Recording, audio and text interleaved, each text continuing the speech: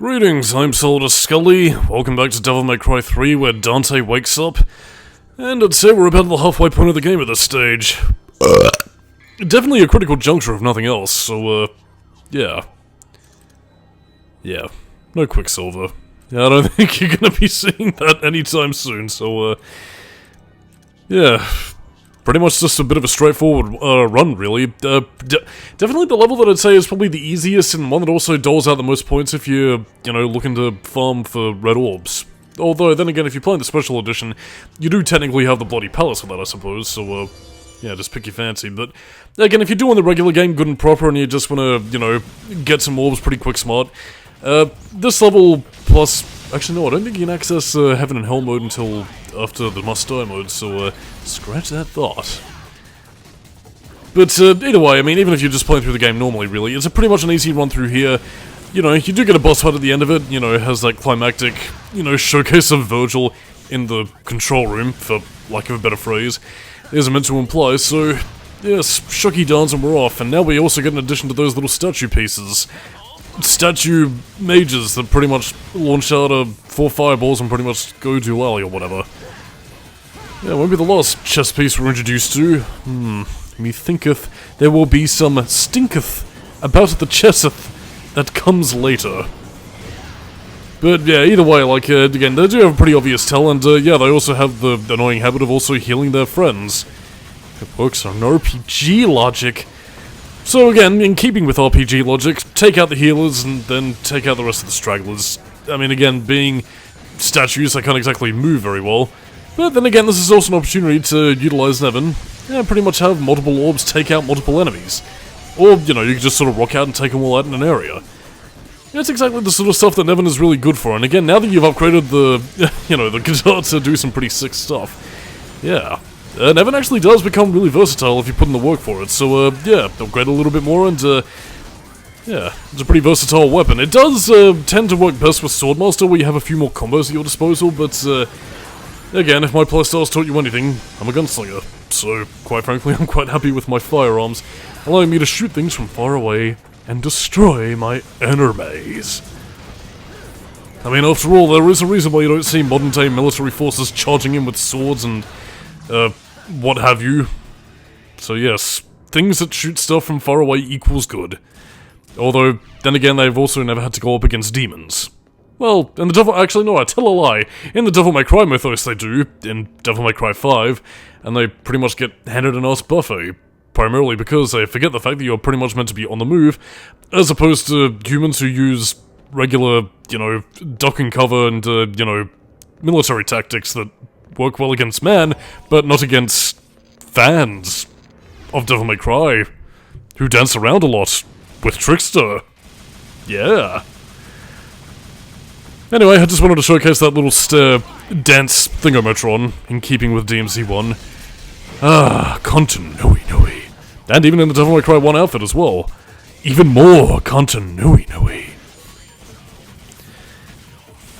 But in any case, so needless to say, with both amulets in Vergil's possession, yeah, that's only part of breaking the seal, and that's what that control room is. There is no giant computer system, it's really just more of a giant lock, really. Ostensibly the place where Sparta ended up sacrificing a human woman, sealing away the underworld forever, until today. Because, fuck it, why not?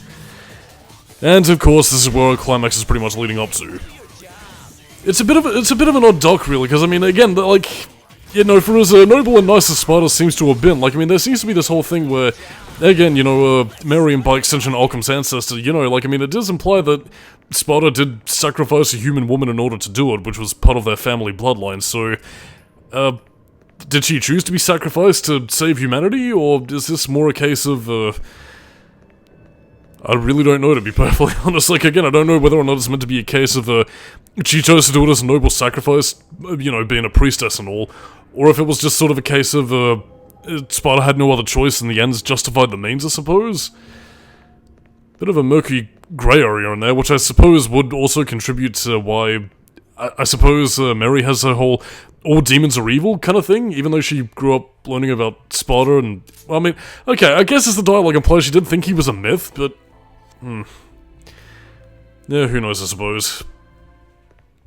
not really much of anything else to talk about, but, yeah, a bit of a swap around because we do have another combat adjudicator to test our metal, and in this case it's against, Nevin, which I have Gunslinger right now, and it was also showcasing another one of the Gunslinger's abilities with the shotgun, where, yeah, apparently if you, you know, press R1, move forward, and utilize the circle button, you can actually, do the Stinger ability with the added power of a shotgun blast, which is sick as hell and fucking amazing, really. So, yes, indeedy, pretty much makes your basic loadout right from the outset pretty damn cool if you upload, Gunslinger. Upload, upgrade, I'm pretty sure I said upload. Yeah, whatever. I had upload and upgrade in the brain and thought, fuck it, they're both good. Oh yeah, the ultimate Nevin laser, charging up all that power and unleashing it. It does make having Swordmaster and Nevin around a pretty potent combination, really, but sadly though, Gunslinger, it is what I've laid my life by. But yes, in the meantime though, as we continue to do, you know, fireworks and spin around like a ballerina, yeah, we pretty much need to go off and get some Orichalcum to open the door. So this is of course going to include us just sort of farting around and finishing puzzles. Delicious, tasty puzzles in a much more complicated manner than what we've seen before. So yeah, in a similar vein to the previous puzzle that we were dealing with, you know, all the way back towards some of the outer passages, is that, yeah, pretty much relocate the light beams, pretty much get into the right area. There is a bit of a hint as to where you need to go with that little crack in the wall right over there. And again, if you fuck up the puzzle, you can reset by pretty much hitting that switch over there, so, yeah, pretty much resets all the shield pellets and everything to where it needs to go, so, yeah, no real skin if you'll notice, it's just a matter of locating light beams. I will say, though, it is a bit of a shame that Devil May Cry 3 didn't really sort of improve some of the puzzle aspects, and, again, it's an aspect of the games that would actually get gradually sort of phased out, especially in Devil May Cry 5's case, where the game was really missing something with it. I heard apparently that Devil May Cry 4 apparently, or at least people's complaints about DMC4, apparently had them axe puzzles altogether because of criticism from that, but, yeah. I mean, surely wouldn't the thing to be is to fix it, rather than just remove it? I mean, I suppose it's the easier of the two evils, I suppose, but... Yeah, I don't know, I mean, in DMC5, I mean, apart from, you know, use the, like, this little Needhogg egg to destroy wall here, it's pretty much all the puzzle depth you get in that game. I don't know, like, I mean, even for as tertiary as some of the puzzles like these are, like, I mean, again, it does add at least a slight bit of more depth in DMC3, so... You know, I don't really know why future games sort of, excise them. I mean, again, even if you didn't want it to be like too think tank, you could have had something maybe similar to, you know, kind of how Limbo functioned in the Devil May Cry reboot, where instead you have environmental puzzles to solve and, you know, utilize traversal options, so... I don't know, that's something, and, you know, I mean, the classic series does also have Nero's Devilbringer bringing, you know, pretty much being a makeshift slingshot for him, so... there's not really much of... whatever, something for a potential Devil May Cry 6, or something that might never actually return. Who knows, really, but either way, it's a fairly short level, all things considered, as I mentioned in the beginning, so, yeah, pretty much just running all the way back. This area right here you can't access until after certain plot has progressed. Oh, the delicious, tasty plot hiding a blue orb that we can't get at present. Why do you mock me? Well, we know why this game mocks you. Because prequel doesn't mean you can be a newbie. But in any case, so, yeah, just go back forth, go to the other spot, or explore around and be rewarded for your efforts, finding little items here and there. Delicious. Oh my god. Chess piece warriors of an RPG! And not of the rocket-propelled grenade variety. Although I'm pretty sure the fireball projectiles of those thingers, mages, whatever the fuck they're called, will hurt just as much, and the mirrors, they are gone! Where did they go? This tower is a creature of chaos. It takes on many forms. In any case, so we pretty much have nothing else to do here, so, yeah, do a bit of taunting just to build up that little bit of double trigger, and now I'd say we're pretty much ready to meet our destiny. Not the Wheel of Destiny, that's back on Malay Island, but instead, a fated boss fight. Or thumb such bullshit. Cutscene go now.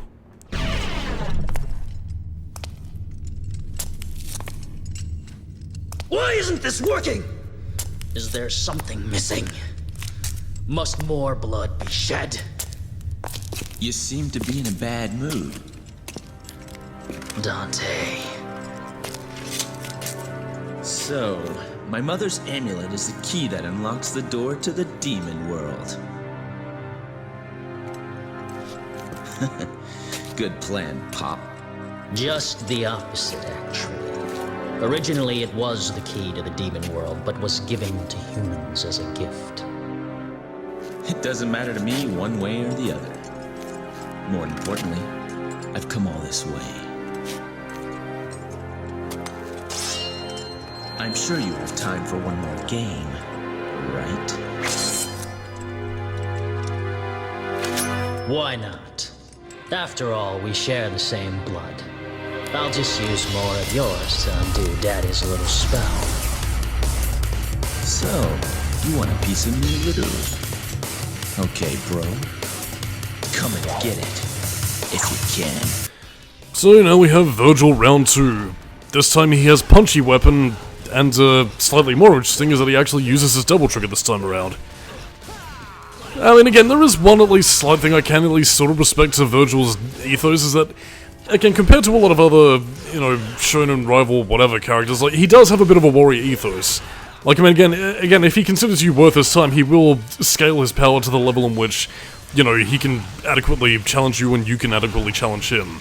Like, again, he has this, again, you don't really get this in the game itself, well, apart from, like, one brief mention of it in the cutscene, but, yeah, Vergil doesn't use guns, he uses, summoning swords, because because he considers firearms, a bit of a cheat of sorts, as a technological help as opposed to being of his own skill. So, yeah, the warrior ethos thing I can kind of appreciate. The only problem is, it's that, you know, he doesn't really have that whole, like, honor vendetta kind of thing about him. It's kind of a bit mixed when you consider the fact that he's, well, kind of a bitch. And, you know, he's not exactly that honorable, as we'll soon see when Devil May Cry 4 and 5. But yeah, over the side though, he pretty much has, you know, Beowulf, basically the stand-in for Ifrit in this game, pretty much being his punchy weapon. He will occasionally turn into double trigger mode and have a bit of a no, you can't hit me shield, but then you use your double trigger and you can pretty much smack him down. I believe similar to Dante's, he does actually gradually regenerate health as well, so you don't want to leave him too idle, but yeah, it does make for a fairly decent boss fight and scale up in power. It's just that, yeah, it's just the character of Vergil I have more problems with than the guy's boss fight, really, so yeah. More or less just, guns versus punchy weapons. Oh, if it wasn't for the fact that he could deflect bullets with his sword, then, pretty much automatic win, really.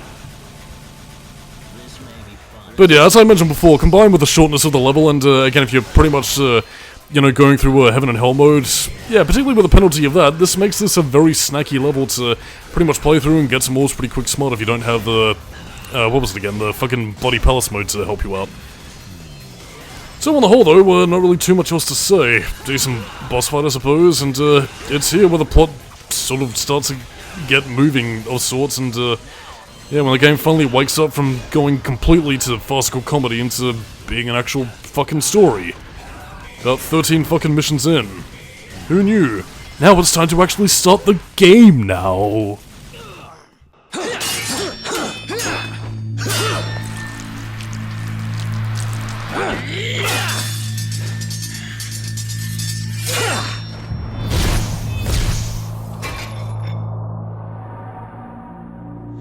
Sorry, but this is no place for a little girl. So beat it. Shut up!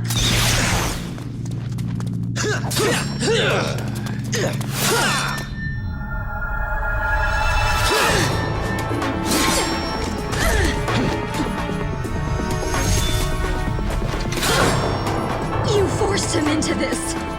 Is that what you think? Foolish girl.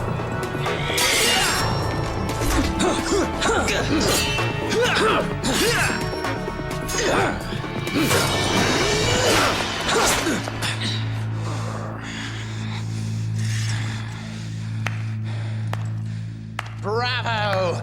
Bravo! I never dreamed that things would go so smoothly. Well done, everyone. Well done.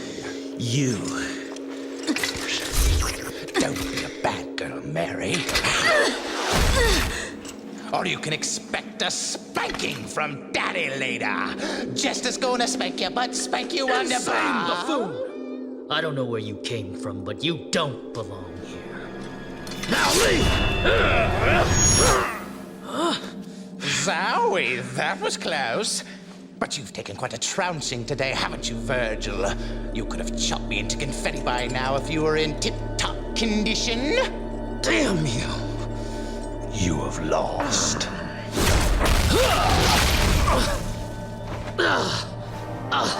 Because you underestimated humans. What's going on? Good girl. Pure and innocent. Just like your mother. You bastard! It's time for your spanking, my dear.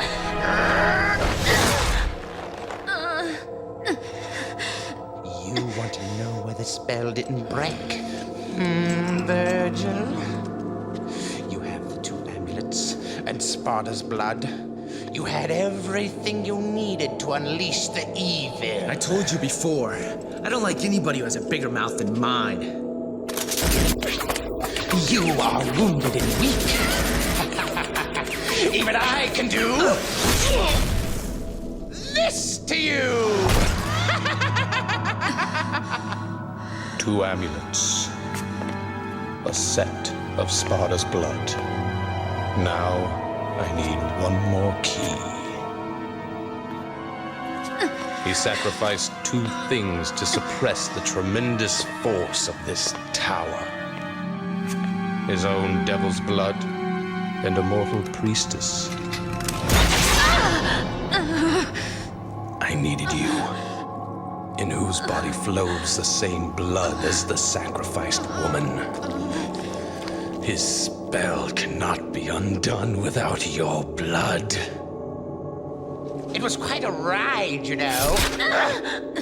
If any of you had died before getting here, our little plan would have gone to waste. Ha! Therefore, my job was to make you battle each other in order to weaken you. But at the same time, I had to guide you here and make sure that you were kept alive. I even went so far as dressing like a complete idiot. It's time for bed, Mary. You can visit your dear mother.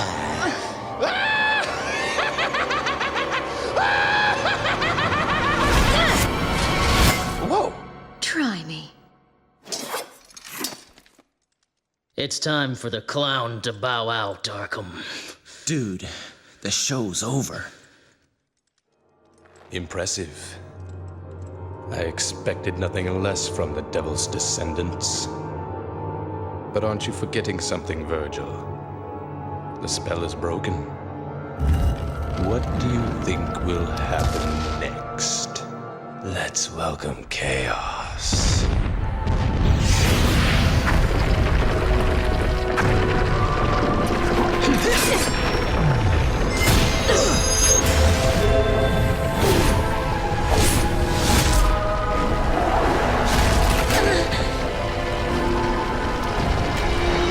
Just sit and wait.